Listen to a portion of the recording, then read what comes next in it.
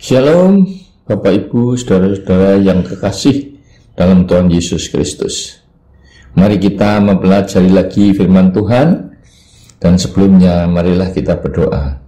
Tuhan Allah Bapa kami yang ada dalam kerajaan surga yang mulia, terima kasih Tuhan, kami selalu mengucap syukur atas kebaikan-Mu, mengucap syukur atas pemeliharaanmu, atas berkat-Mu setiap hari selalu baru ya Tuhan.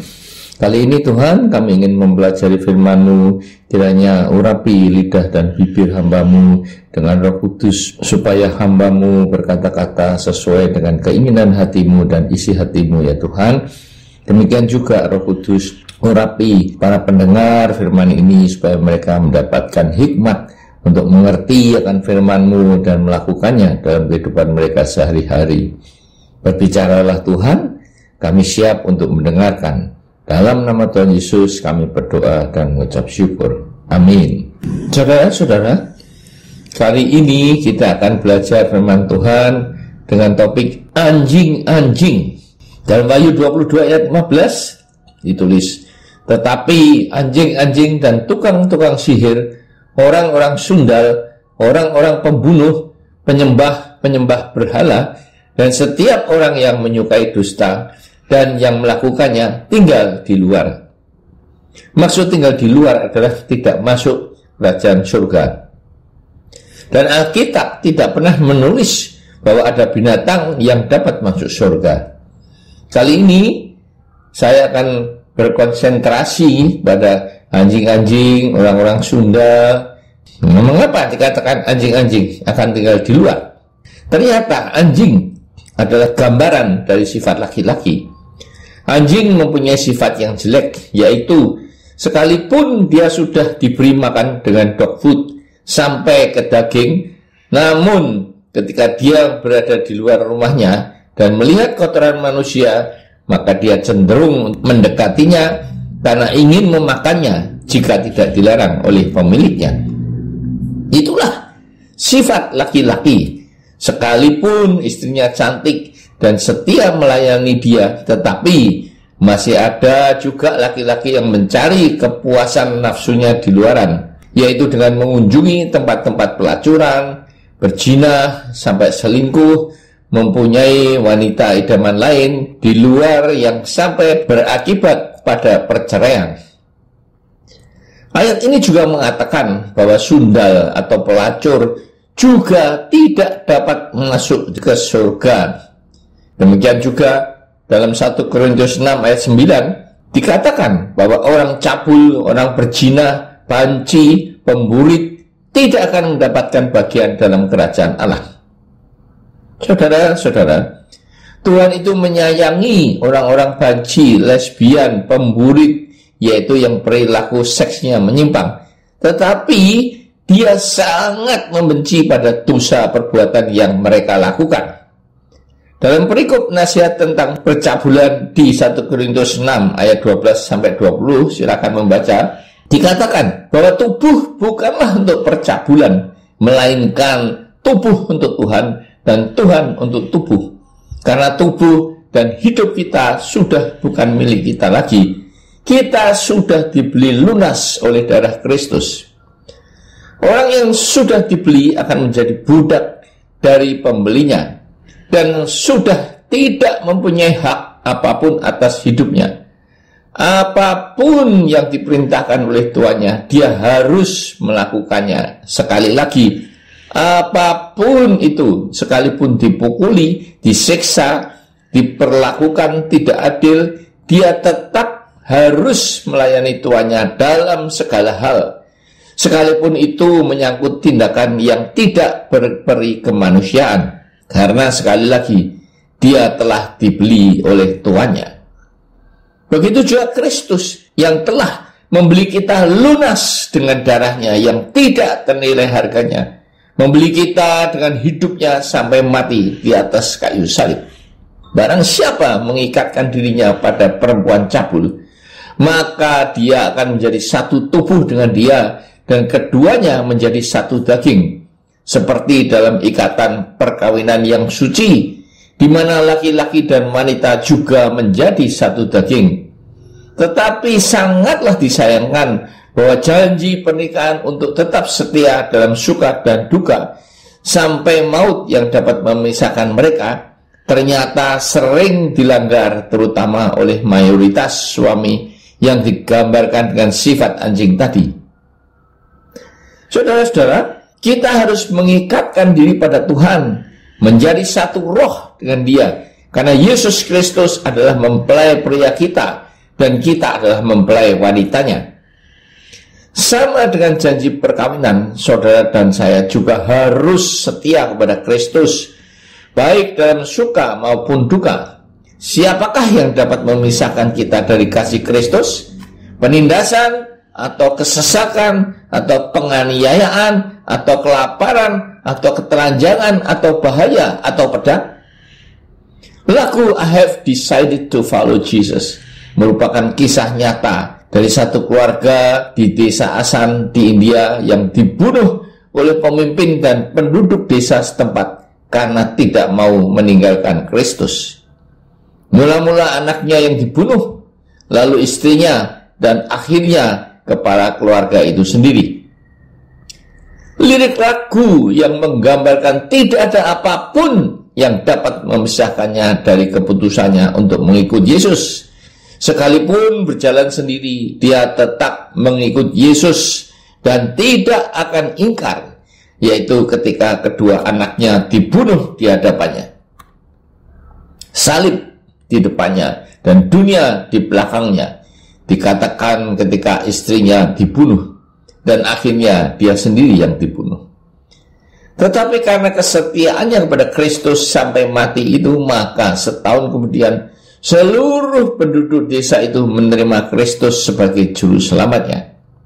Saudara-saudara, selain kita harus setia kepada Kristus, mempelai pria kita, tubuh kita adalah bait Roh Kudus yang tinggal di dalam kita, sehingga diri saudara dan saya sudah bukan milik kita sendiri, karena sekali lagi saudara dan saya telah dibeli dan harganya telah lunas dibayar. Karena itu muliakanlah Allah dengan tubuh saudara dan saya, yaitu dengan tidak melakukan percabulan lagi. Sebagai contoh, jika presiden akan mengunjungi rumah kita, maka kita akan membersihkan rumah dari kotoran-kotoran sampah, apalagi dari bebauan yang tidak sedap, sehingga presiden berkenan dalam kunjungannya. Apalagi jika beliau ingin menginap di rumah kita, pasti agar dia berkenan, maka rumah kita harus sebersih-bersihnya. Ini apalagi Roh Kudus yang tinggal di dalam diri kita selamanya. Roh Kudus jauh lebih mulia dari seorang presiden, sehingga kita tidak akan mengotori tubuh yang sudah merupakan milik Kristus dengan percabulan dan kenajisan. Life begins at 40. Itulah kata-kata yang menunjukkan bahwa ketika laki-laki berumur 40 tahun, karena kehidupan ekonominya yang sudah mapan, mempunyai karir yang baik, maka mulailah laki-laki melirik kepada lawan jenisnya. Selain iseng juga untuk meyakinkan dirinya, apakah dia masih menarik bagi wanita selain istrinya, atau juga sudah bosan melihat istrinya yang selalu pakai daster ketika dia pergi bekerja, dan kondisi yang sama ketika dia pulang ke rumah. Dia tidak menyadari bahwa hampir seluruh waktu istrinya dipakai untuk mengurus rumah tangga. Pagi-pagi dia sudah harus bangun untuk menyiapkan sarapan suami dan anak-anaknya, ke pasar, masak, mencuci pakaian bagi yang tidak mempunyai pembantu, membereskan kebersihan rumah dan sebagainya, sehingga tidak ada waktu lagi bagi dia untuk bersolek. Karena kebosanan suami yang melihat istrinya yang aut-autan, atau kebetulan ada masalah dalam rumah tangganya, dan kebetulan juga suami itu bertemu dengan wanita yang juga sedang mengalami masalah dengan keluarganya, atau juga wanita lajang yang sedang mendambakan laki-laki sebagai pengayom hidupnya, dan mungkin juga wanita pelakor yang mengganggu rumah tangga orang lain, di mana yang dia inginkan sebenarnya hanyalah harta dan uang.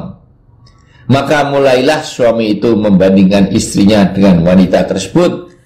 Dia mulai membandingkan dengan istrinya, teman wanitanya yang selalu rapi, baunya harum, parfum Chanel, bodinya seperti gitar Spanyol yang aduhai, dibandingkan dengan istrinya yang selalu kedodoran, pakai daster, bau badannya adalah minyak PPO, karena pusing, capek ngurusin rumah tangganya, sehingga kurang perhatian untuk melayani sang suami.